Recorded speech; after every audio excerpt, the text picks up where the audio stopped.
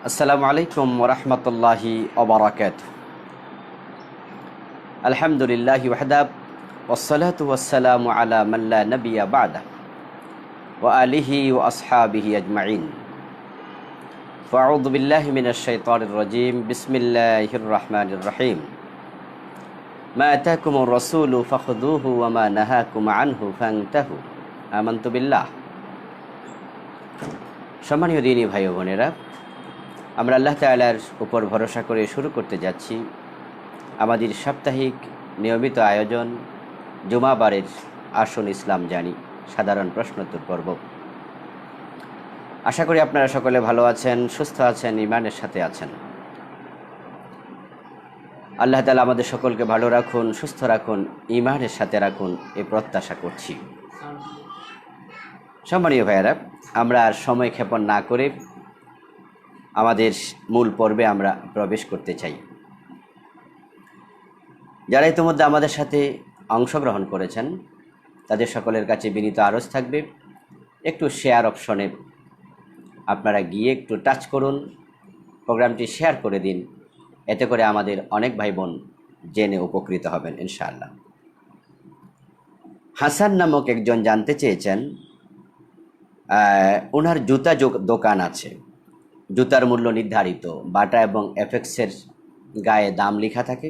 এরপরও তিনি যদি দামাদামি করে আর একটু মূল্য বৃদ্ধি করেন, সেটা করতে পারবেন কিনা? হ্যাঁ, দাম নির্ধারণ করা থাকার পরেও আপনি চাইলে মূল্য বৃদ্ধি করতে পারেন, এ অধিকার আপনার আছে, যেহেতু আপনি ক্রেতা, যেহেতু আপনি বিক্রেতা। কিন্তু বিষয়টা অসুন্দর হবে এবং আমানতদারিতার সাথে সাংঘর্ষিক হবে। আপনি যদি অতিরিক্ত নিতে চান, তাহলে আপনাকে এটা স্পষ্ট করে দিতে হবে যে আমি গায়ের দামে বিক্রি করব না, আমাকে বেশি দাম দিতে হবে, তাহলে আপনি নিতে পারবেন। কিন্তু এটা না জানিয়ে যদি আপনি দামাদামি করে একটু দাম বেশি রেখে বিক্রি করেন, তাহলে ক্রেতা যখন জানতে পারবে গায়ের দাম, তখন আপনার উপর তার অবিশ্বাস তৈরি হবে এবং আপনাকে প্রতারক ভাবার সম্ভাবনাও রয়েছে। এজন্য বিষয়টি না জানিয়ে আপনি করতে যাবেন না। রিয়াজ ভাই জানতে চেয়েছেন, মসজিদের ফান্ডের টাকা থেকে টয়লেট টিস্যু কিনে মসজিদের মুসল্লিদের জন্য ব্যবহার করতে দেয়া যাবে কিনা? কাজটি ঠিক হবে না, কারণ টয়লেট টিস্যু ব্যবহার করা এটা ব্যক্তিগত একটি কাজ। এই জন্য এটা না করাই ভালো হবে। এটা অন্য সাধারণ কোনো খাত থেকে ব্যয় করার জন্য আমরা অনুরোধ করব। এটা ব্যক্তি উদ্যোগে হতে পারে, মসজিদের সভাপতি, সেক্রেটারি অথবা সামর্থ্যবান মসজিদের কোনো মেম্বার বা মসজিদের নামাজি, ওনারা উদ্যোগ নিয়ে এটা করতে পারেন যে আমি টয়লেট টিস্যুটা দিলাম সওয়াবের নিয়তে। যেহেতু তহারাত ইসলামের একটি অনুষঙ্গ, এটা অর্জন করলে এটা সওয়াব হয়, তাই আপনি মনে করতে পারেন যে সেখানে আমি একটু শরিক হলে আমারও সওয়াব হবে। কিন্তু মসজিদের ফান্ডের টাকা মানুষ মসজিদের উন্নয়ন অথবা মসজিদের কাজের জন্য দেয়, তাই এটা অন্য পার্সোনাল কাজে ব্যবহার না করাই উচিত। নজরুল ইসলাম ভাই জানতে চেয়েছেন, ঝগড়া করে স্বামী স্ত্রী একে অপরের গায়ে হাত তোলে, এটা আমি দেখেছি, কিন্তু কিছুদিন আগে দেখলাম স্ত্রীকে স্বামী মারছে, আবার স্ত্রীও স্বামীকে মারছে। স্বামীর গায়ে হাত তোলা এটা কি ঠিক আছে? স্বামী স্ত্রী কেউ কাউকে মারবে না, গায়ে হাত তোলা এটা অসুন্দর কাজ। তবে হ্যাঁ, এরপরেও স্বামী যেহেতু স্ত্রীর দায়িত্বশীল, এই হিসাবে যদি স্বামী কখনো মনে করে যে তাকে বুঝাইয়া সুঝাইয়া কোনোভাবে কন্ট্রোল করতে পারছি না, সে অবাধ্যতাই করছে, তাহলে তাকে নসিহত করার পরে বিছানা পৃথক করে দেওয়ার কথা কোরআনে আছে। আল্লাতি তাখাফুনা নুশুজাহুন্না ফাইজুহুন্না ওয়াহজুরুহুন্না ফিল মাদাজি ওয়াদরিবুহুন্না। আল্লাহ তাআলা বলছেন, প্রথমে তাকে বসে আনার জন্য বুঝানো ওয়াজ নসিহত করা, তারপরও সে যদি বসে না আসে, অবাধ্যই থেকে যায়, তাহলে তার জন্য বিছানা পৃথক করে দেয়া। সর্বশেষ পয়েন্ট আল্লাহ তাআলা বলছেন ওয়াদরিবুহুন্না, প্রয়োজনে গায়ে হাত দেয়া, লঘু প্রহার করা। এটা স্বামী দায়িত্বশীল হিসাবে অনুমোদিত যদি স্বামী মনে করে, তবে বেশি মার দেয়া ঠিক নয়, চেহারাতে আঘাত করা জায়েজ নেই। কিন্তু স্ত্রী স্বামীর গায়ে হাত তুলবে, এটা বড় আশ্চর্যকর একটি বিষয়। এটা একটি নিকৃষ্ট কাজ, কোনোভাবে এটা অনুমোদিত নয়, কারণ স্বামী সম্মানের জায়গাতে আছেন। রাসূলুল্লাহ সাল্লাল্লাহু আলাইহি সাল্লাম বলছেন নারীদেরকে লক্ষ্য করে, যদি আমি তোমাদের কাউকে আল্লাহ ব্যতীত অন্য কাউকে সেজদা দেওয়ার অনুমতি দিতাম, লা আমারতুন্নেসা আন ইয়াসজুদনা লিআজওয়াজিহিন্না, তাহলে আমি নারীদেরকে বলতাম স্বামীকে সেজদা দাও। স্বামী অনেক সম্মানের জায়গা, কিন্তু মানুষকে সেজদা করতে পারে না, তাই আল্লাহ রাসূল স্ত্রীদেরকে স্বামীকে সেজদা দিতে বলেননি। সেই জায়গায় স্বামীর গায়ে হাত তোলা এটা বড় নিকৃষ্ট একটি কাজ, এটা কোনোভাবেই অনুমোদিত নয়, এটা অগ্রহণযোগ্য। রিপন আহমদ ভাই জানতে চেয়েছেন, অজুতে ঘাড় মাসে করতে হবে? না, অজুতে ঘাড় মাসে করা সুন্নাহ নয়, বরং এটা দরকার নেই। আপনি মাথা মাসে করবেন, আর কান মাথার অংশ, এই হিসাবে কান মাসে করা সুন্নাহ, কিন্তু ঘাড় মাথার অংশ নয়, তাই ঘাড় মাসে করার কোনো প্রয়োজন নেই। তিনি আরও জানতে চেয়েছেন, বিয়ের সর্বনিম্ন দেনমোহর কত? বিয়ের সর্বোচ্চ দেনমোহরের কোনো সীমা নেই। ওলামায়ে আহনাফ ব্যতীত অন্য মাসলাকের ওলামাদের কাছে সর্বনিম্ন কোনো সীমাও নেই। অর্থাৎ এটা স্বামী স্ত্রীর মিউচুয়াল ব্যাপার, এটা তারা নিজেরা ঠিক করে নেবে। আর ওলামায়ে আহনাফ বলেন সর্বনিম্ন হলো 10 দিরহাম। 10 দিরহামের নিচে মহারানা নির্ধারণ করা ঠিক নয়। রাজীব ভাই জানতে চেয়েছেন, আমার এক হিন্দু বন্ধু ইসলাম গ্রহণ করতে চায়, কিন্তু সে এখনও ছাত্র। যদি সে ইসলাম গ্রহণ করে, খরচাপাতি তার বাবা মা বন্ধ করে দেবে, সে লেখাপড়া শেষ করতে পারবে না বা কষ্ট হবে। এমত অবস্থায় তার করণীয় কি?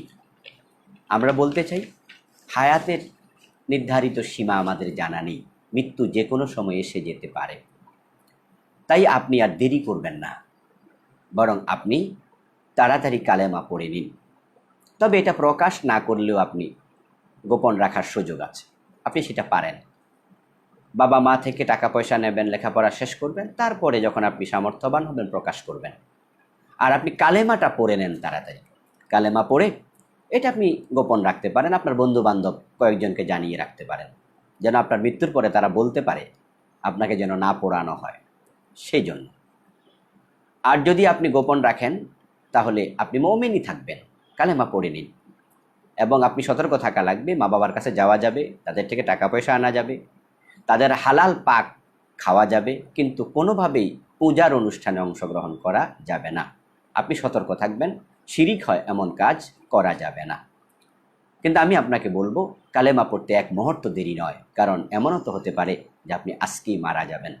তাই কুফরের উপরে মৃত্যুবরণ করার কোনো সুযোগ নেই।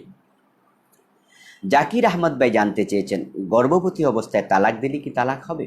হ্যাঁ, গর্ভবতী অবস্থায় তালাক দিলে তালাক পতিত হবে, কিন্তু তালাক কার্যকর হবে তার ওয়াদউল হামলের পরে, গর্ভটা পেট থেকে খালাস হওয়ার পরে, অর্থাৎ বাচ্চা প্রসবের পরে তার ইদ্যত শেষ, তখনই তালাক কার্যকর হয়ে গেল। তবে যদি স্বামী রাজঈ তালাক দেয়, 1 তালাক বা 2 তালাক দেয়, তাহলে ফিরিয়ে আনতে পারবে। যদি একসাথে 3 দিয়ে দেয়, তাহলে তার বিবাহটা বিচ্ছিন্ন হয়ে যাবে। কিন্তু অপেক্ষা করতে হবে সন্তান প্রসব পর্যন্ত। সন্তান প্রসব হয়ে গেলে ওই মহিলা অন্যত্র বিয়ে বসতে পারবে। কিন্তু গর্ভবতী হওয়ার কারণে তালাক হবে না, এটা মোটেও সঠিক কথা নয়। রাকিবুল হক তিনি জানতে চেয়েছেন, ফ্রান্স ইস্যু সহ ধর্ম অবমাননাকর অন্যান্য ইস্যুতে মুসলমানদের করণীয় কি? হ্যাঁ, এই বিষয়টি এখন আমাদের কাছে খুব ইম্পর্ট্যান্ট। ফ্রান্সে রাসূল সাল্লাল্লাহু আলাইহি ওয়াসাল্লামকে অবমাননা করে ব্যঙ্গচিত্র এঁকে রাষ্ট্রীয় পৃষ্ঠপোষকতায় বিল্ডিংয়ের গায়ে ঝুলিয়ে রাখা হয়েছে, যেটা কোনোভাবেই মেনে নেয়ার মতো নয়। এটা খুবই হীনকর এই কাজটি। এবং আমরা সুইডেনও দেখেছি, ইতিপূর্বে রাসূলের ব্যঙ্গচিত্র তারা এঁকেছে তাদের ম্যাগাজিনে। এইভাবে রাসূল সাল্লাল্লাহু আলাইহি সাল্লামকে হেয় করে কথা বলছে। আমাদের বাংলাদেশেও কিছু ব্লগার কথা বলেছিল, তাসলিমা নাসরিন কথা বলেছে, এভাবে আরও নাস্তিকরা কথা বলে। এই ইস্যুগুলোতে মুসলমানদের করণীয় ঠান্ডা মাথায় প্রতিবাদ করা, এগ্রেসিভ হয়ে যাওয়া নয়। যদি কেউ রাসূলের শানে বেয়াদবি করে, আল্লাহর শানে বেয়াদবি করে, আইন হাতে তুলে না নেয়া, রাষ্ট্রকে এ বিষয়ে প্রেশার ক্রিয়েট করে আইন তৈরি করতে বাধ্য করা, অথবা প্রচলিত যে আইন আছে ওই আইনের আশ্রয় নেয়া, এবং সেটা মিছিল, মিটিং, সেমিনার, সিম্পোজিয়াম করে প্রতিবাদ করা। তবে সেটা সবসময় মনে রাখতে হবে কোনো হট্টগোল হাঙ্গামা করে যেন না হয়, সেটা শৃঙ্খলায় হতে হবে। সুশৃঙ্খলভাবে ঠান্ডা মাথায় প্রতিবাদ করলে এর একটি ফলাফল পাওয়া যাবে। কিন্তু আমরা কখনো কখনো দেখি যে কিছু এগ্রেসিভ হয়ে যায়, ভাঙচুর শুরু করে, এবং আমরা দেখি যে যে ব্যক্তি এভাবে ব্যঙ্গ করে অথবা অবমাননাকর কাজ করে, তাকে অ্যাটাক করে, তাকে হত্যা করে ইত্যাদি, এগুলো জায়েজ নেই। ব্যক্তিগত উদ্যোগে এগুলো করা যাবে না, এগুলো করবেন না। কারণ ইসলামের ফৌজদারি বিধানগুলো ব্যক্তিকে পালন করতে দায়িত্ব দেওয়া হয়নি। যেমন ধরুন, চোর ধরে হাত কাটা, এটা ইসলামের আইন। মুরতাদকে হত্যা করা, এটা ইসলামের আইন। কিন্তু চোর ধরে হাত কি ব্যক্তি কাটবে? না, এটা রাষ্ট্র। মদ পান করলে ৮০ বেদ দেয়, এটা ইসলামের আইন। কিন্তু এই কাজটা কে করবে? রাষ্ট্র, ব্যক্তি নয়। ফৌজদারি আইনগুলো ব্যক্তিরা যদি শুরু করে দেয় তাহলে বিশৃঙ্খলা তৈরি হবে। এই জন্য বিশৃঙ্খলা করা যাবে না। আমরা প্রতিবাদ করব শৃঙ্খলায়, প্রতিবাদ করব আমরা সুশৃঙ্খলভাবে, এগ্রেসিভ হওয়া যাবে না। এখন আপনি এবং আমি যদি প্রতিবাদ করি, নিশ্চয়ই আমাদের দায়িত্ব আদায় হয়ে যাবে। রাসূলুল্লাহ সাল্লাল্লাহু আলাইহি ওয়াসাল্লাম বলেছেন, যখন কোনো অন্যায় দেখবে তোমরা সক্ষমতা থাকলে হাত দিয়ে বাধা দেবে। ফাইল্লাম তাস্তাতি ফাইল্লাম ইয়াস্তাতি, যদি তার সক্ষমতা না থাকে তাহলে কি করবে? মুখে প্রতিবাদ করবে। যদি মুখেও প্রতিবাদ করার সক্ষমতা না থাকে, অন্তরে তুমি প্রতিবাদ করবে, পরিকল্পনা করবে, অন্তরে অন্তরে প্রচণ্ড ঘৃণা লালন করবে। মান রাআ মিনকুম মুনকারান ফালিয়ুগাইয়্যিরহু বিয়াদিহি ফাইন লাম ইয়াস্তাতি ফাবিলিসানিহি ফাইন লাম ইয়াস্তাতি ফাবিকলবিহি ওয়া যালিকা আদআফুল ঈমান। এই কাজ যদি আমরা করি, আমাদের ঈমানি দায়িত্ব আদায় হয়ে যাবে। এখন আমরা অতিরিক্ত দায়িত্ব কাঁধে নিতে চাই না, আমরা আইন হাতে তুলে নিতে চাই না। ইসলাম ফৌজদারি আইন ব্যক্তিকে হাতে তোলার অধিকার দেয়নি, রাষ্ট্র তো দেয়নি, বরং এটা রাষ্ট্রের দায়িত্ব। তা আমরা প্রতিবাদ করব, ঈমানি দায়িত্ব আদায় হয়ে যাবে। যদি এখন রাষ্ট্র সেই কাজটা না করে, তাহলে এই জন্য রাষ্ট্রের যারা দায়িত্বশীল তাদেরকে আল্লাহর কাছে জবাব দিতে হবে। আমরা রাষ্ট্রকে বলবো, রাষ্ট্র যেন এ বিষয়ে আইন করে। যদি রাষ্ট্রপ্রধানকে অবমাননা করলে এবং বঙ্গবন্ধুকে অবমাননা করলে আইন হয় এত বছর জেল, তাহলে বিশ্বনবীকে অবমাননা করলে কেন আইন হবে না? যদি ব্লাসফেমি আইন করা যেত, যে ব্যক্তি আল্লাহ এবং রাসূলকে অবমাননা করবে তাকে হত্যা করা হবে, তাকে ফাঁসি দেওয়া হবে, এই জাতীয় কঠোর আইন করলে তাহলে মানুষ আর এগ্রেসিভ হতো না। তখন মানুষ রাষ্ট্রের হাতে তুলে দিত, রাষ্ট্র সে আইন কার্যকর করবে। কিন্তু যখন যথাযথ আইন থাকে না, তখন মানুষ মনে করে তাকে পুলিশের হাতে দিয়ে লাভ কি, সে তো ছাড়া পেয়ে যাবে কয়েকদিন পরে। তখন মানুষ হতাশ হয়ে নিজেরা আইন হাতে তুলে নেয়। এই জন্য আমরা রাষ্ট্রকে বলবো ব্লাসফেমি আইন করার জন্য, রাসূল এবং আল্লাহকে, কোরআন সুন্নাহকে অবমাননা করলে তাকে ফাঁসি দিতে হবে। হাসান নামে আইডি থেকে জানতে চাওয়া হয়েছে, চেয়ারে বসে নামাজ পড়া জায়েজ হবে কি না।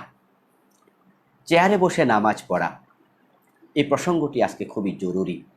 কারণ আমাদের মসজিদগুলোতে ইদানিং চেয়ারের সংখ্যা দিন দিন বেড়ে যাচ্ছে। আমাদের জানতে হবে, রাসূল সাল্লাল্লাহু আলাইহি ওয়াসাল্লাম বলেছেন, সল্লি কায়েমা, তুমি দাঁড়িয়ে নামাজ পড়ো। আল্লাহ বলেছেন, কুমু লিল্লাহি কানিতিন, আল্লাহর সামনে বিনয়ের সাথে দাঁড়িয়ে যাও। দাঁড়িয়ে নামাজ পড়বেন, ফরজ নামাজ এটা আবশ্যক। ফরজ নামাজ বসে পড়লে নামাজ হবে না যদি দাঁড়ানোর ক্ষমতা থাকে। সারা রাস্তা হাঁটাহাঁটি করে মসজিদে এসে চেয়ারে বসে যায়। আপনি যদি সেজদা এবং রুকু দেওয়ার সক্ষমতা না থাকে, তাহলে সেটা আপনি বসে দেন সেজদা। কিন্তু দাঁড়ানোর ক্ষমতা আছে, তাহলে আপনি বসবেন কেন? বসলে কিন্তু নামাজ হবে না। যাদের দাঁড়ানোর ক্ষমতা আছে তারা দাঁড়াতে হবে, রুকুটাও দাঁড়িয়ে দেবেন, সেজদার সময় আপনি বসবেন। এখন কোথায় বসবেন? ফাইল্লাম তাস্তাতে ফাকায়েদা, রাসূলুল্লাহ সাল্লাল্লাহু আলাইহি ওয়াসাল্লাম বলেছেন, যদি দাঁড়ানোর ক্ষমতা তোমার নাই তাহলে তুমি বসো। এখন বসা চেয়ারে না মাটিতে? আমরা বলবো মাটিতে বসবেন, চেয়ারে নয়। রাসূল সাল্লাল্লাহু আলাইহি ওয়াসাল্লাম নিজেও মাটিতে বসে নামাজ পড়েছেন। চেয়ার ওনার জমানায়ও ছিল, কিন্তু চেয়ারে তিনি বসেননি।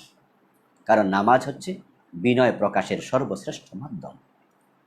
রবের সামনে তার গোলাম হাজির হয়, এই জন্য সে বিনয় দেখাবে। তাই আমরা বলবো চেয়ারে নয়। তবে হ্যাঁ, যে ব্যক্তি মাটিতে বসতে অপারগ, সর্বশেষ পন্থা হিসাবে তিনি চেয়ারে বসতে পারবেন।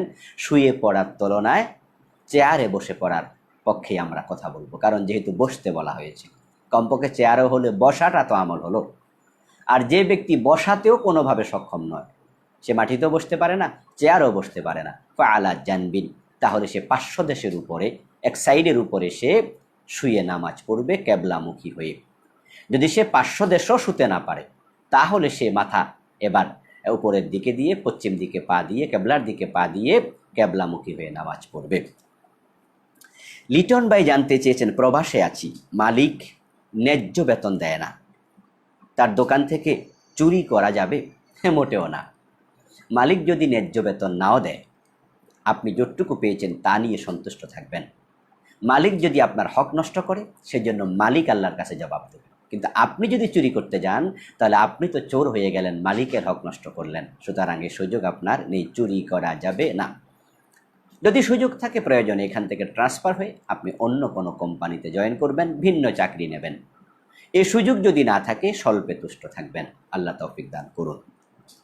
এসো আলোর পথে আইডি থেকে জানতে চাওয়া হয়েছে, আগে নেশা করতাম, এখন করি না আলহামদুলিল্লাহ। কিছু লোক নেশার টাকা পাবে, দিতে হবে? খুব জটিল প্রশ্ন।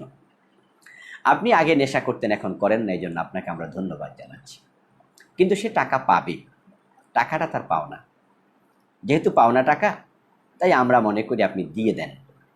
সে নেশাদ্রব্য জিনিস বিক্রি করেছে, তাই তার গুনাহ সে বহন করবে। যেমন সিগারেট কেউ বিক্রি করে, তার গুনাহ হবে।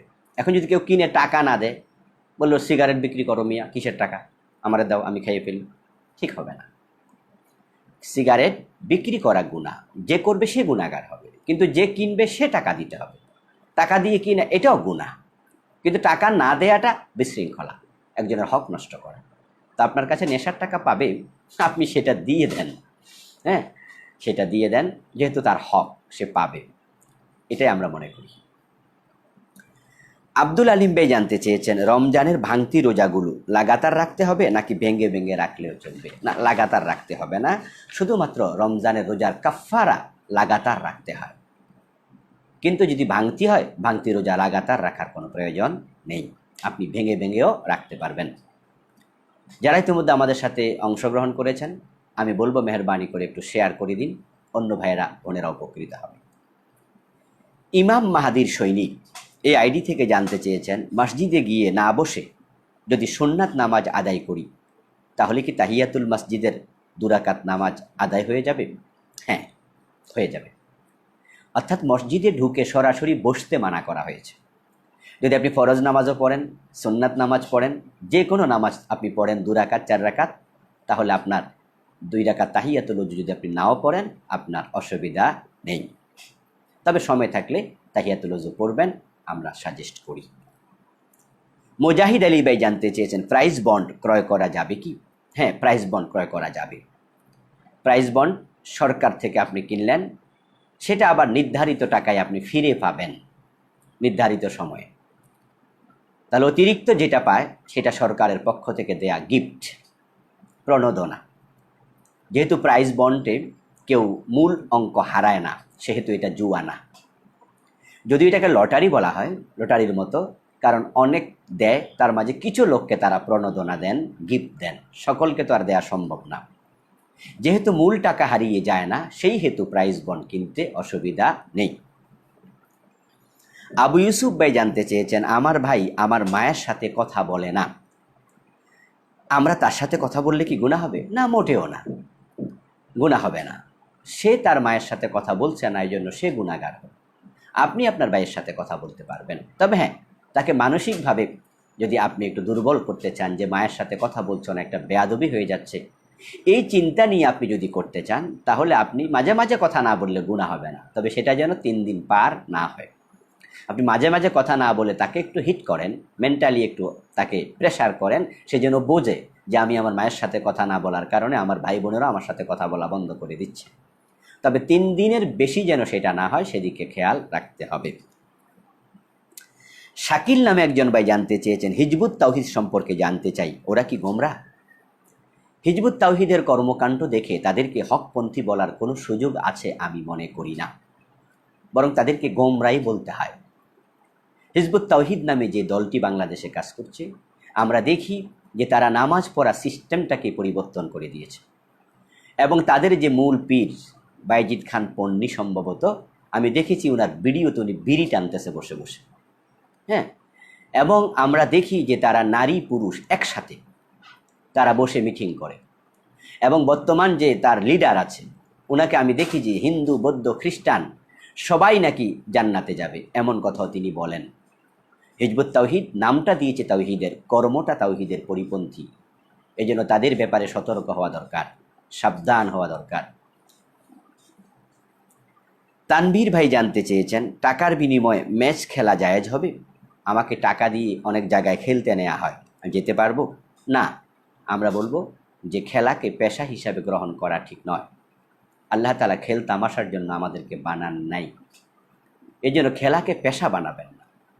এবং এই খেলার মাধ্যমে জুয়া হয়, এই খেলার মাধ্যমে গুনার কাজ সংগঠিত হয়। এই জন্য খেলাকে পেশা, খেলাকে টাকা ইনকাম করার মাধ্যম বানানো ঠিক হবে না।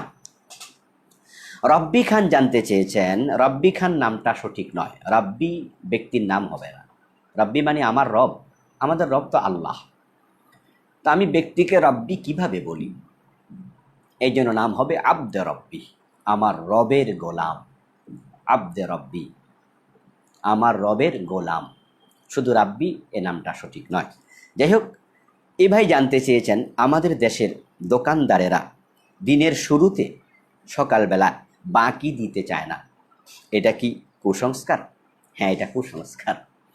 আমাদের দেশে এরকম প্রথা প্রচলিত আছে যে সকালবেলা যদি কেউ বাকি চায়, কয় রে ভাই তোর বাকি দিলে তো সারাদিন আর বাকি বাকি চলবে। এটা মোটেও সঠিক কথা নয়।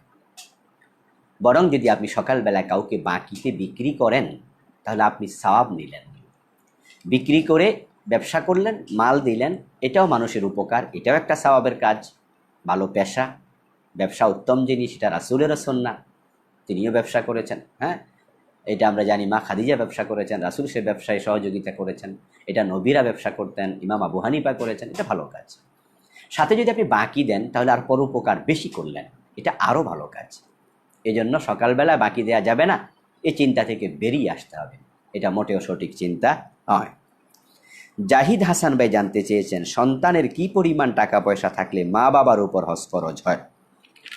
সন্তানের টাকা পয়সার সাথে মা বাবার হজ ফরজ হওয়া না হওয়া নির্ভর করে না। হজ ফরজ হয় তার উপরে যে সামর্থ্য রাখে।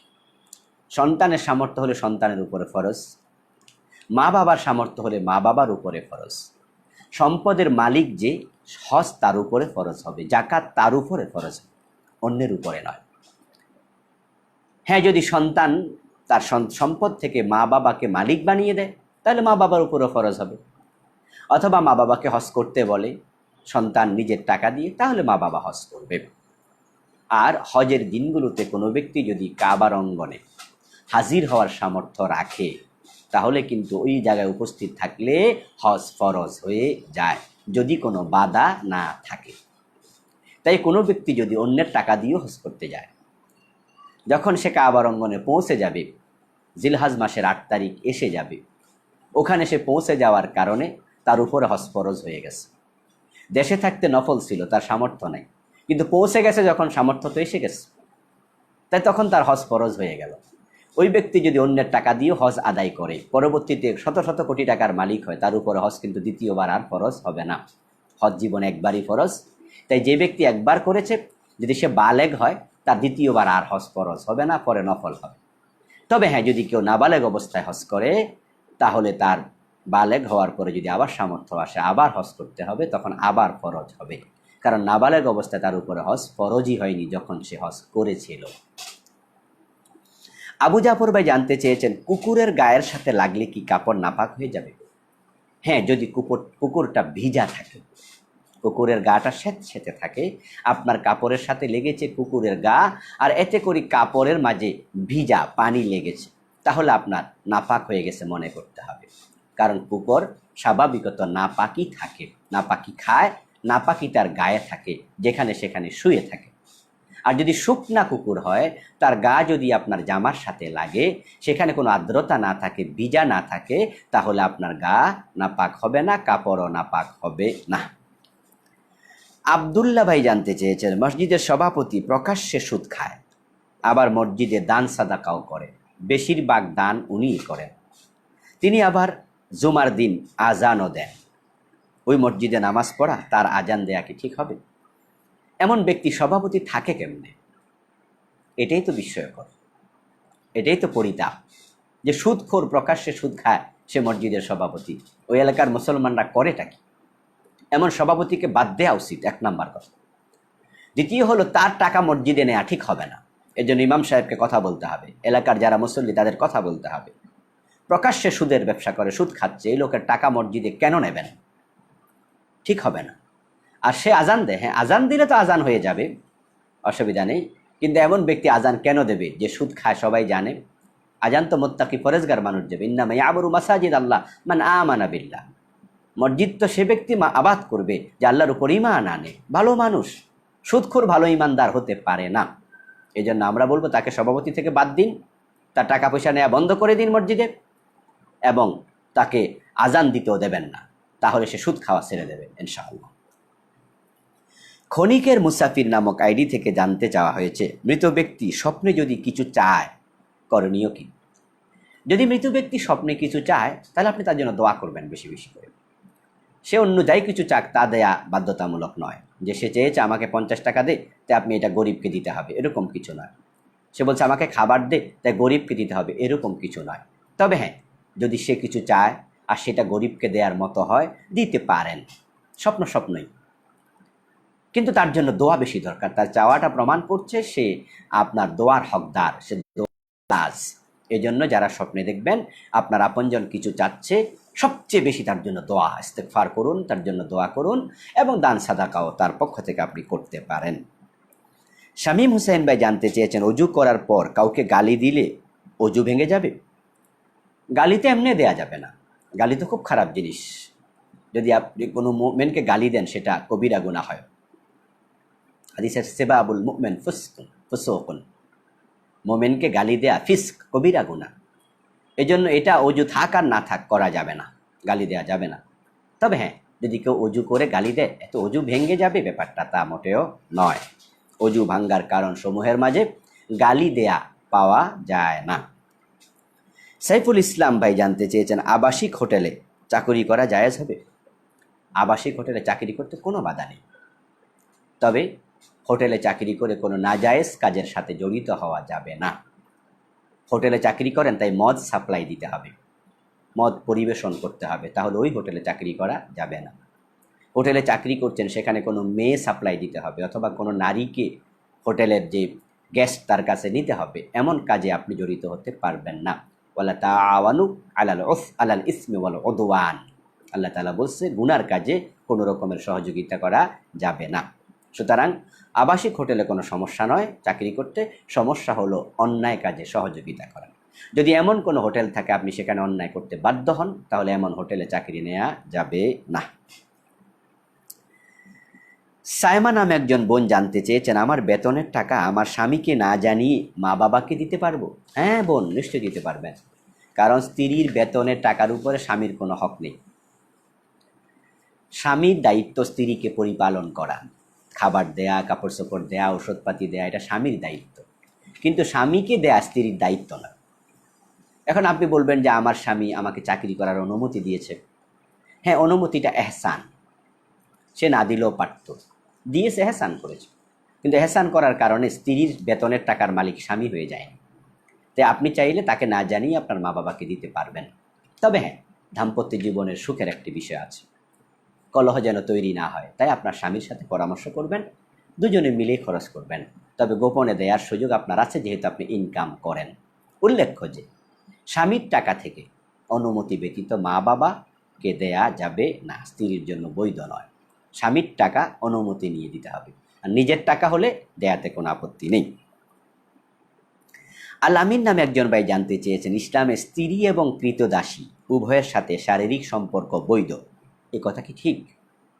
যদি ঠিক হয় এটা কিভাবে বৈধ হলো? হ্যাঁ, এই কথা ঠিক। আল্লাহ তাআলা কোরআন মাজিদে সূরা মাআরিজের 30 নম্বর আয়াতে, সূরা মুমিনুনের 6 নম্বর আয়াতে বলছেন, ইল্লা আলা আজওয়াজিহিম আও মা মালাকাত আইমানুহুম ফাইন্নাহুম গায়রু মালুমিন। যদি সে তার স্ত্রী এবং তার দাসীর সাথে শারীরিক সম্পর্ক করে সে তিরস্কৃত হবে না, অসুবিধা নেই, অনুমতি আছে। এ দাসী বলতে কিন্তু কাজের মেয়ে নয়, বুঝতে হবে। অনেকে কাজের মেয়েকে দাসী মনে করে, সেটা নয়। দাসী হলো কিনে আনে বাজার থেকে। একসময় দাসত্ব প্রথা ছিল, কোনো মেয়েকে কিনে আনলে দাসী হতো। অথবা যুদ্ধের মাঠে যদি গনিমতের মালের সাথে পাওয়া যায়, সেটা যোদ্ধাদের মাঝে বন্টন করে দেয়া হয়। তো মেয়ে পাওয়া গেলে তাকে দাসী বানানো হতো। তার সাথে স্বামী স্ত্রী সুলভ আচরণ জায়েজ ছিল। রাসূল সাল্লাল্লাহু আলাইহি ওয়াসাল্লামের একজন সন্তানও হয়েছে মারিয়া কিবতিয়ার ঘরে। উনার পেটে রাসূলের ঔরসের সন্তান ছিল। মারিয়া রাসূলের স্ত্রীদের অন্তর্ভুক্ত ছিলেন না, এটাই অধিকাংশ আলেমের বক্তব্য। উনি রাসূলের দাসী ছিলেন, উনাকে হাদিয়া দেয়া হয়েছিল, গিফট করা হয়েছিল। তাহলে দাসী একজন আরেকজনকে মালিক বানিয়ে দিতে পারে, এটা তার সম্পদ, বিক্রি করতে পারে। দাসত্ব প্রথা যখন ছিল এটা ছিল। প্রশ্ন হতে পারে কিভাবে বৈধ হলো? উত্তর হলো, দাসী যখন বাজার থেকে কিনে আনবেন অথবা যুদ্ধে বিজয়ী হওয়ার পরে কোনো নারী পাওয়া যাবে, তাকে কি করা হবে? পুরুষ যারা যোদ্ধা তাদেরকে হত্যা করা হলো। বর্তমান পৃথিবী তো আছে, যারা যুদ্ধ করে পরাজিত হয় তাদেরকে ফাঁসি দেওয়ার সুযোগ আছে। এখন ধরেন সুযোগ দেওয়া হলো, ফাঁসি দেওয়া হলো। এখন যে নারীদেরকে পাওয়া গেল তারা তো যুদ্ধ করেনি, ওই নারীগুলো কি করবেন? তাদেরকেও ফাঁসি দেবেন? যাবজ্জীবন জেল দিয়ে দেবেন? জেলে তো কষ্ট পাবে তারা, জেলখানা তো ভালো জায়গা না। আর ফাঁসি দিলে তো আরও চরম জুলুম হলো, তারা তো যুদ্ধও করেনি। এই জন্য ইসলাম বলছে তাদেরকে ঘরে নিয়ে আসো। দাসী হিসাবে আনার পরে তাদের সাথে তোমরা ভালো ব্যবহার করো। নিজেরা যা খাবে তাদেরকে তা থেকে খাওয়াবে, নিজেরা যা কাপড় চোপড় পরিধান করবে তোমাদের থেকে তাদেরকেও পরিধান করাবে। সামর্থ্যের আলোকে যার যতটুকু আল্লাহ সুযোগ দিয়েছে অবহেলা করবে না, তোমাদের সামর্থ্য থেকে তাদেরকেও দিবে। তাহলে তারা খাবার পেল, কাপড় পেল। এখন মানুষের কি শারীরিক চাহিদা নেই? ওই দাসী যদি যুবতী হয় তারও তো শারীরিক চাহিদা আছে। এখন দাস যিনি মালিক, আল্লাহ বলছে, আল্লাহ তাআলা অনুমতি দিয়েছে তুমি তার সাথে স্ত্রীর মতো সম্পর্ক করতে পারো, কিন্তু সে তোমার স্ত্রী নয়, সে তোমার দাসী। সে খাবার পেয়েছে, কাপড় পেয়েছে, এখন তার যে জৈবিক চাহিদা আছে তুমি সেটা পূরণ করে দিতে পারো, তাহলে সে আর জেনায় লিপ্ত হবে না। এ দাসের মালিক একজনই হবে, একাধিক লোক একজন দাসীর মালিক একসাথে হতে পারবে না। তাহলে শুধু একজনের জন্য বৈধ শারীরিক সম্পর্ক করা। তাহলে এই মেয়েটা যদি খাবারও পেল, কাপড় চোপড়ও পেল, শারীরিক চাহিদাও ওই পুরুষ তাকে মেটাতে পারলো, তাহলে সে জেনা করবে না, ব্যভিচার করবে না, এবং সে বিদ্রোহী হয়ে যাবে না, এবং সে কষ্টেও জীবনযাপন করলো না। এটা কি উত্তম নয়? এখন যেহেতু দাসত্ব প্রথা নেই সেহেতু এই প্রসঙ্গে এখন আর আসছে না, যখন ছিল তখন এই বিধান কার্যকর ছিল। মিজান ভাই জানতে চেয়েছেন ইসলামে সম্পদ জমানোর অনুমতি আছে কিনা। উনি শুনেছেন সম্পদ জমালে আল্লাহ রিজিক কমিয়ে দেয়, এ কথাটি সঠিক নয়। সম্পদ জমালে রিজিক কমাবেন এটা সঠিক নয়। সম্পদ জমানোর অনুমতি আছে। যদি সম্পদ আপনি নাই জমাতে পারেন তাহলে জাকাত ফরজ হবে কেমনে? জাকাত ফরজ হওয়ার জন্য তো মাল 1 বছর থাকা লাগে। কোরআনে আছে আল্লাযীনা ইয়াকনিজুনা আয-যাহাবা ওয়াল ফিদ্দাহ ওয়া লা ইউনফিকুনাহা ফী সাবিলিল্লাহি ফাবাশশিরহুম বিআযাবিন আলীম। যারা স্বর্ণরৌপ্য তথা সম্পদ জমালো, আল্লাহর রাস্তায় খরচ করলো না, হে নবী তাদেরকে আপনি জাহান্নামের আযাবের খবর দেন, কঠিন আযাব, যন্ত্রণাদায়ক আযাব। এই আয়াতে কারিমা দিয়ে বোঝানো হচ্ছে যারা জাকাত না দিয়ে সম্পদ জমায়। যদি আপনি জাকাত দেন বছরান্তে, তাহলে বাকি যে থেকে গেল 100 টাকায় 2.5 টাকা গেল, বাকি 97.5 টাকা ওটা আপনি জমাতে পারবেন, কোনো অসুবিধা নেই। যারা 1 টাকাও দেয় না আল্লাহর পথে, জাকাত না দিয়ে সবটা জমায়, তাদের জন্য এই আয়াতে কারিমা। আবু যর গিফারি রাদিয়াল্লাহু তাআলা আনহু প্রখ্যাত সাহাবী, তিনিও আপনার মতো বলতেন যে জমানোই যাবে না। উনার এই কথাটা অন্য কোনো সাহাবী গ্রহণ করেননি, এটা তার ব্যক্তিগত মতবাদ, ব্যক্তিগত ইস্তেহাদ ছিল।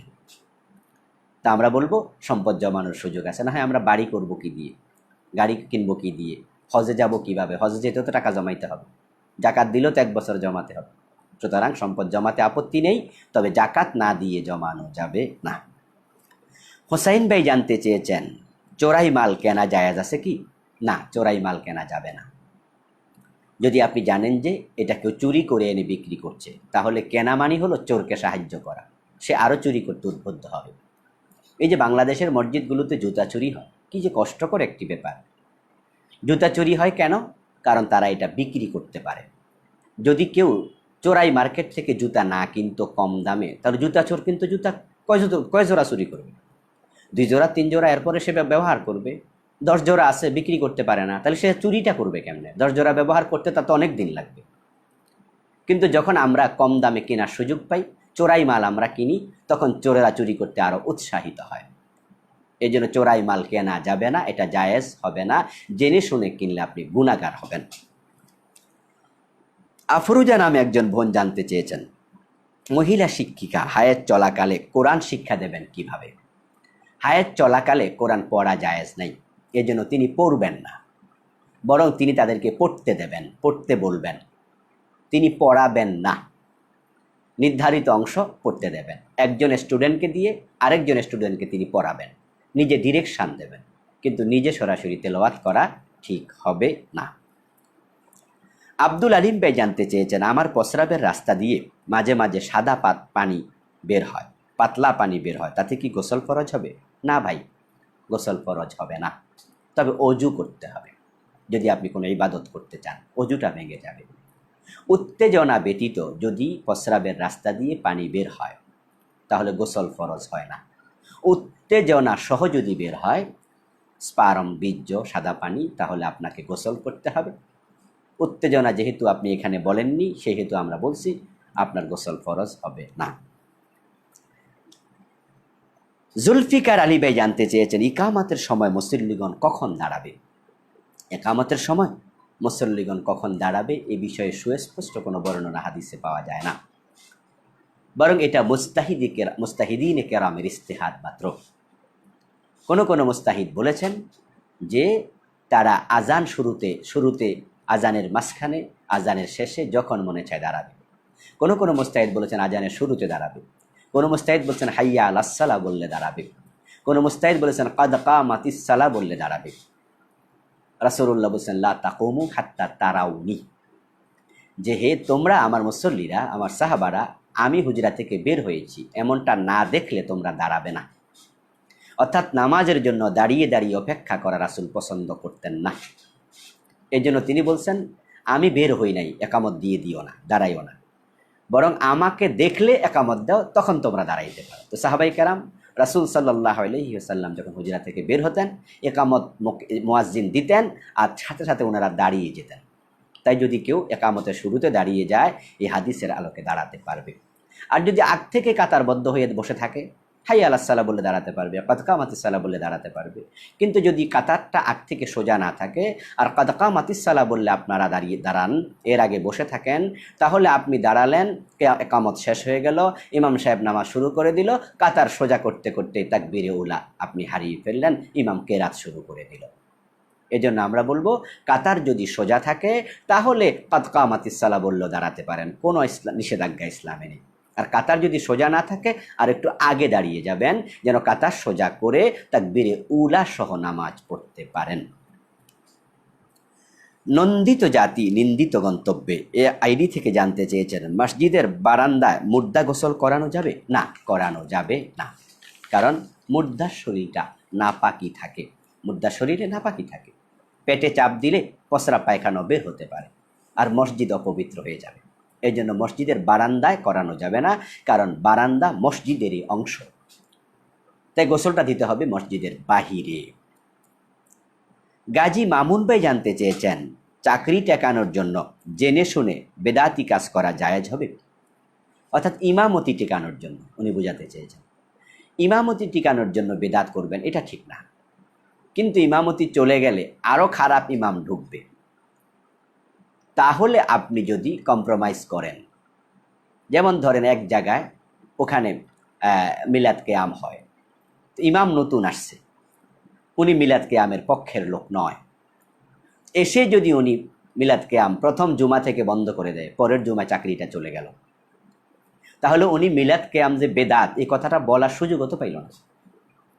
এই লোকগুলোকে সংশোধন করার জন্য একটু সুযোগ ইমাম নেওয়া উচিত। এই জন্য এই জাতীয় ক্ষেত্রে চাকরি টিকানোর উদ্দেশ্য না, উদ্দেশ্য হচ্ছে এখানে আমি যেন থাকতে পারি। আমি যদি এখানে থাকি তাহলে আমি এই বেদাতি সম্প্রদায়কে আস্তে আস্তে বুঝাবো, আপনি যদি প্রথম দিন গিয়েই একবারে গোয়ার্তমি শুরু করে দেন, তাহলে আপনি এখানে দিন প্রচারের সুযোগটাই পাচ্ছেন না। এবং আপনি যখন করছেন এটাকে বেদাতি মনে করছেন। উদ্দেশ্য হলো যে আমি তাদের সাথে একটু কিছু কালের জন্য মিশে তাদেরকে আমি ঠিক করব। তাহলে আপনি কিছু কাল এটা করবেন, তবে এটাকে কখনো সুন্নাহ মনে করা যাবে না। আপনি আল্লাহর কাছে ক্ষমাও চাইতে হবে যে আল্লাহ আমি এটা করছি, আমাকে তুমি মাফ করে দাও। আর আপনি কেন করছেন এটা আল্লাহ ভালো জানেন। আর যেহেতু এই বিষয়গুলো আমাদের দেশে খুব সেন্সিটিভ, ইমামরা ছাড়া এগুলো কেউ বুঝবে না। নামাজের পর সালাম ফিরিয়ে মুনাজাত করা এটা সুন্নাহ নয়। এটা জানার পরেও মাঝে মাঝে আমরা মুনাজাত করতে বাধ্য হই। যে আমি জুমা পড়াচ্ছি এমন জায়গায় যেখানে মুনাজাত বন্ধ করে দিলেই একটা হট্টগোল তৈরি হবে, কমিটির মাঝে বিভক্তি তৈরি হবে। ওদেরকে আমি এখনো বোঝাতে সক্ষম হইনি যে মুনাজাতটা করা খেলাফে সুন্নাহ। তাই আমি এটা বোঝানোর সুযোগ নিতে হবে। সত্য প্রচার করতে হলে আপনাকে এখানে একটু একটু হেকমা অবলম্বন করতে হবে। আর এটা করতে যে সমস্ত ভাইয়েরা পারছেন না, ওই মসজিদগুলোতে ভালো লোকদের অবস্থানও করার সুযোগ হচ্ছে না। দিন দিন ওখানে বেদাত শিরিক তৈরি হচ্ছে। এজন্য আপনি এখানে যদি মনে করেন যে হ্যাঁ ওই ইমাম তার চাকরি টিকানোর উদ্দেশ্য নয়, পয়সা কামানোর উদ্দেশ্য নয়, উদ্দেশ্য হচ্ছে এখানে টিকে থেকে আস্তে আস্তে করে বেদাত মুক্ত করা, এবং সেটা সম্ভব। আলহামদুলিল্লাহ আমরা নিজেরাও করেছি যে প্রথম কিছুদিন আগের মতো করে, পরে কিছুদিন যাওয়ার পরে আস্তে আস্তে করে মুসল্লিদেরকে বুঝাইয়া দেখা গেছে সেখানে বেদাত মূলোৎপাটন করা গেছে। আল্লাহ তাআলা মদ হারাম করেছেন 3 বারে। আল্লাহ চাইলে প্রথমবারে হারাম করতে পারতেন, কিন্তু তিনি করেননি। এজন্য বিষয়গুলো থেকেও আমাদের শিক্ষা নেওয়া যেতে পারে। তবে হ্যাঁ, কেউ যদি মনে করে যে না আমি কোনো বেদাতের সাথে জড়িত হব না, এত করে এখানে থাকি আর না থাকি, তাহলে এটা তার ব্যক্তিগত ব্যাপার, সে করতে পারে। জাকির হোসেন ভাই জানতে চেয়েছেন, মা বাবা ঘুমিয়ে আছেন, নামাজের ওয়াক্ত চলে যাচ্ছে, ডাকলে বিরক্ত হবেন, কি করতে পারি? নামাজের ওয়াক্ত চলে যাচ্ছে, আপনি ডাকবেন, তারা যদি বিরক্ত হয় ক্ষমা চেয়ে নেবেন, কিন্তু আপনি ডাকবেন, কমপক্ষে তাদেরকে সজাগ করে দেবেন, কিন্তু অস্থির করে তুলবেন না। এটার অধিকার আল্লাহ আপনাকে দেয়নি যে তাদেরকে তুলে নামাজ পড়তে বাধ্য করবেন, এটা আপনি করবেন না। আপনি তাদের দায়িত্বশীল নয়, কিন্তু আপনি সজাগ করে দেন যে নামাজের সময় চলে যাচ্ছে, এটা বুঝিয়ে দেন, ওটুকু আপনি করুন। আর এতে যদি সামান্য বিরক্ত হয় ক্ষমা চেয়ে নেন। ফজলে রাব্বি ভাই জানতে চেয়েছে, ব্যাংক লোনের সাক্ষী হয়েছি, পরে জানতে পারলাম এটা সুদি লোন ছিল, এখন কি করতে পারি?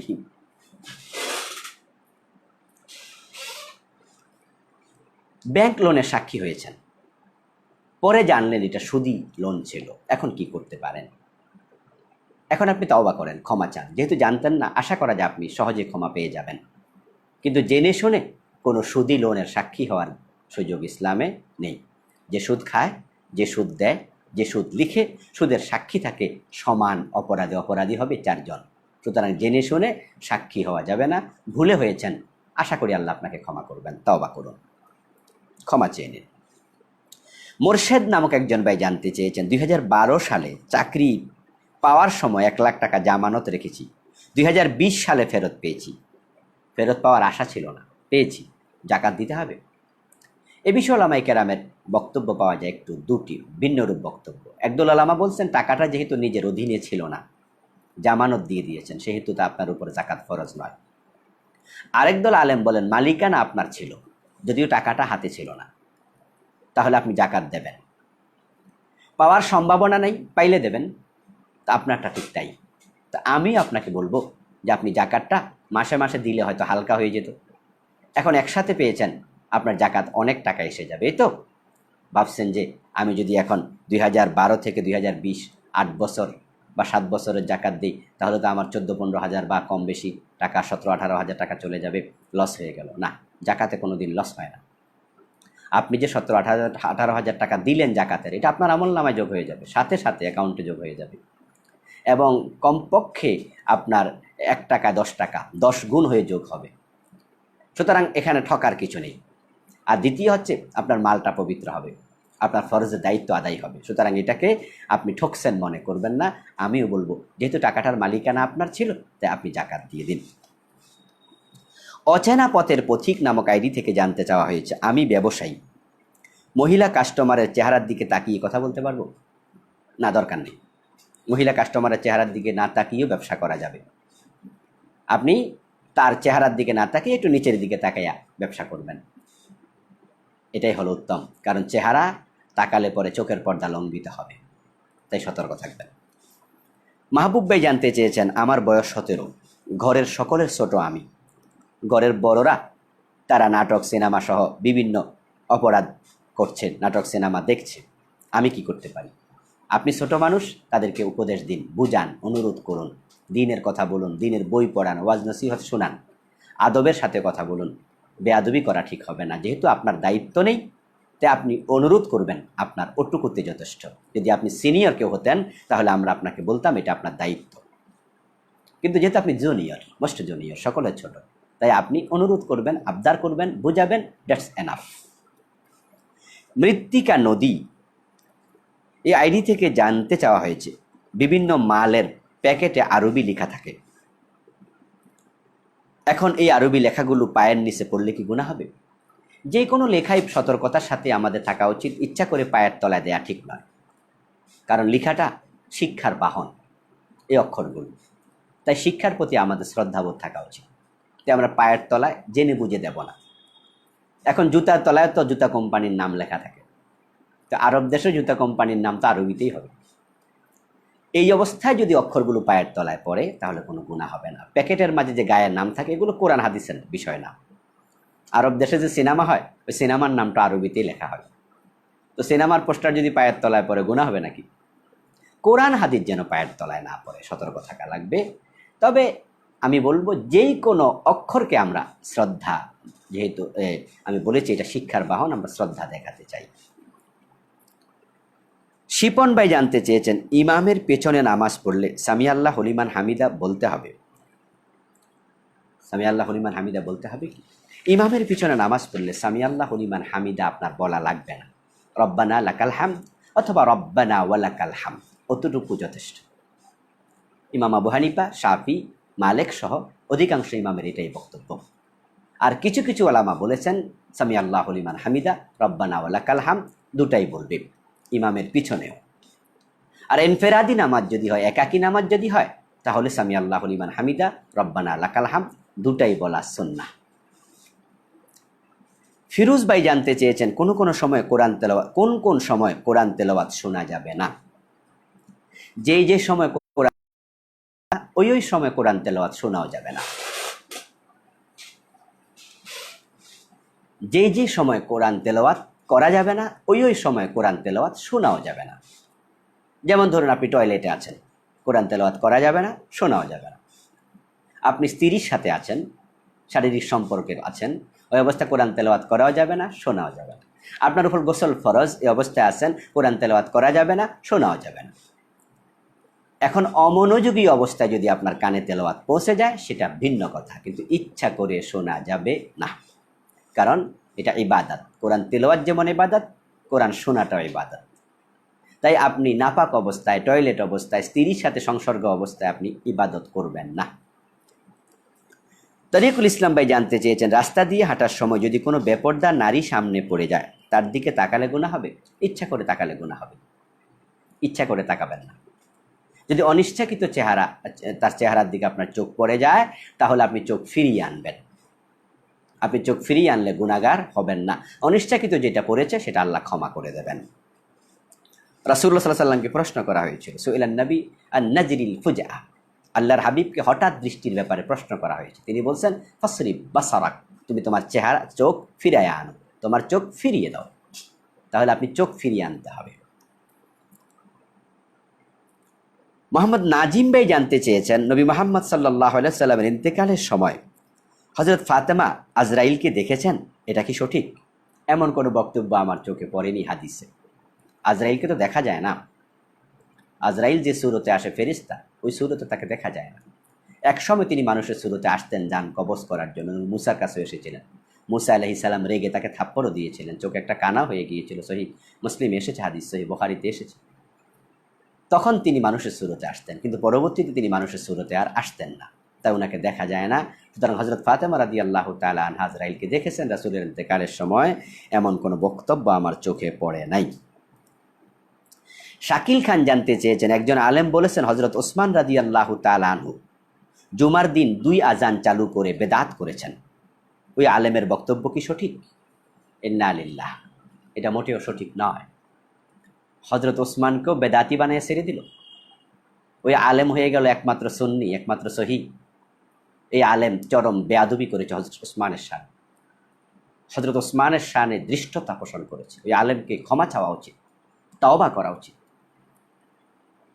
হযরত ওসমান খলিফাতুল মুসলিমিন, আল আশারা আল মুবাশশারার একজন, যুন-নূরাইন, রাসূলের 2 মেয়ের জামাই, এবং তিনি জান্নাতের সুসংবাদ প্রাপ্ত। আলাইকুম বিসুন্নতি ওয়া সুন্নাতিল খুলাফাইর রাশিদিন আল মাহদিয়্যিন। আল্লাহর হাবিব বলছেন, তোমরা আমার সুন্নাহকে আঁকড়িয়ে ধরো, আমার খোলাফায়ে রাশেদার সুন্নাহকে আঁকড়িয়ে ধরো। আর ওই আলেম ওসমানকে তিনি বেদাতি বললেন, ওসমান বেদাত করেছে। আস্তাগফিরুল্লাহ আল আযীম। আল্লাহ ক্ষমা করুক আমাদের। এমন দৃষ্টতাপূর্ণ বক্তব্য যে আলেম দেয়, ওই আলেমদের ব্যাপারে আমাদের সতর্ক থাকা উচিত, তাদেরকে আমাদের সতর্ক করা উচিত। আল্লাহ তাআলা রহম করুক, হেফাজত করুক, আমাদেরকে ক্ষমা করুন। আবুল হাসনাত ভাই জানতে চেয়েছেন, জুমার নামাজ 1 রাকাত পেলে বাকি 1 রাকাত কিভাবে পড়ব? অন্যান্য নামাজের মতো করবেন। যদি আপনি 1 রাকাত পান, আরেক রাকাত না পান, আপনি দাঁড়িয়ে যাবেন, আরেক রাকাত সূরা ফাতিহা পড়ে কেরাত পড়ে আদায় করবেন, এজ ইউজুয়াল অন্য নামাজের মতো। তবে হ্যাঁ, যদি কোনো ব্যক্তি দ্বিতীয় রাকাতও না পায়, অর্থাৎ সে রুকু পায়নি, 2 রাকাত, দ্বিতীয় রাকাতে রুকু শেষ, ইমাম সাহেব রুকু থেকে দাঁড়িয়ে গেছে, অথবা সেজদায় চলে গেছে, অথবা ইমাম সাহেব তাশাহুদ পড়ছে, এই অবস্থায় যদি জুমার দিন হাজির হয়, তাহলে সে 4 রাকাত জোহর পড়বে। সে ব্যক্তি 2 রাকাত পড়ে সালাম ফিরাইয়া নিজকে যথেষ্ট মনে করবে না, সে ইমামের সাথে শরিক হয়ে যাবে। ইমামকে যেখানে পেয়েছে সেখানেই শরিক হবে, তাশাহুদে পেলে তাশাহুদে শরিক হবে, সেজদায় পেলে সেজদায় শরিক হবে, কিন্তু সে 2 রাকাত পড়বে না, সে 4 রাকাত পড়বে, সে জোহর আদায় করবে। সাব্বির ভাই জানতে চেয়েছেন, সাজদা করার সময় 2 পা কিভাবে রাখবো? সাজদা করার সময় 2 পা খাড়া করে রাখবেন, পায়ের আঙ্গুলগুলো ক্যাবলামুখী করে রাখবেন। এখন পায়ের আঙ্গুল ক্যাবলামুখী করে পা খাড়া করে রেখে আপনি 2 পা কাছাকাছিও রাখতে পারেন, একটু ফাঁকাও রাখতে পারেন, 2টা সুযোগই রয়েছে।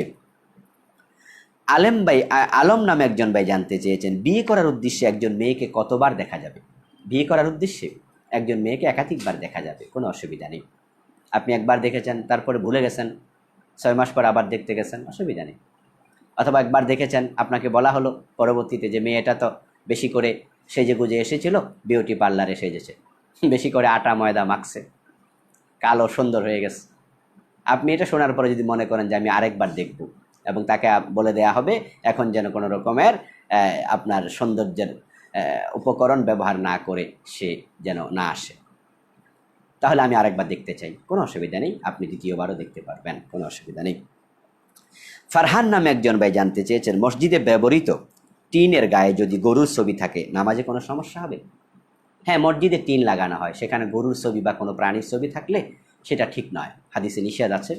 যেহেতু ছবি থাকলে প্রাণীর, সেখানে ফেরেশতা আসে না, রহমতের ফেরেশতা। এই জন্য আমি বলবো যে ওই ছবিগুলোকে ঢেকে ফেলে দেবেন। শাকিল নামে একজন ভাই জানতে চেয়েছেন, স্বামী যদি অন্য মেয়ের সাথে কথাবার্তা বলে বেপরদায়, তাহলে স্ত্রীর করণীয় কি? স্ত্রী তাকে বুঝাবে, এর চেয়ে বেশি কিছু নয়। স্ত্রী স্বামীর দায়িত্বশীল নয়, এই জন্য স্ত্রী ঝগড়ায় লিপ্ত হওয়া দরকার নেই। স্বামী যদি কোনো অন্যায় করে, স্ত্রী তাকে শুধু বুঝাবে। স্বামী সুদের ব্যবসা করে, স্ত্রী তাকে বুঝাবে। স্বামী হারাম খায়, স্ত্রী তাকে বুঝাবে। স্বামী বেপরদা, স্ত্রী তাকে বুঝাবে। বুঝানোর পরে যদি স্বামী তার কথা না শোনে, হাসরের মাঠে স্ত্রীকে এই জন্য কোনো জবাব দিতে হবে না। এই জন্য স্ত্রী বিদ্রোহ করবে না, স্বামীর সাথে ঝগড়া করে ফেলবে না, সাংসারিক অশান্তি তৈরি করবে না। তবে তাকে যেভাবে বোঝানো দরকার বারবার বুঝাতে থাকবে, আল্লাহ হেদায়েত দেবে ইনশাআল্লাহ। দিলওয়ার হুসাইন ভাই জানতে চেয়েছেন, হুজুর আমি একদিন দেওয়ানবাগিকে কাফের বলে ফেলেছি, এ কারণে কি আমার গুনাহ হবে? দেওয়ানবাগিকে কাফের বলে ফেলেছেন, এভাবে কাফের বলে ফেলা কাউকে, এটা আমরা সমর্থন করি না।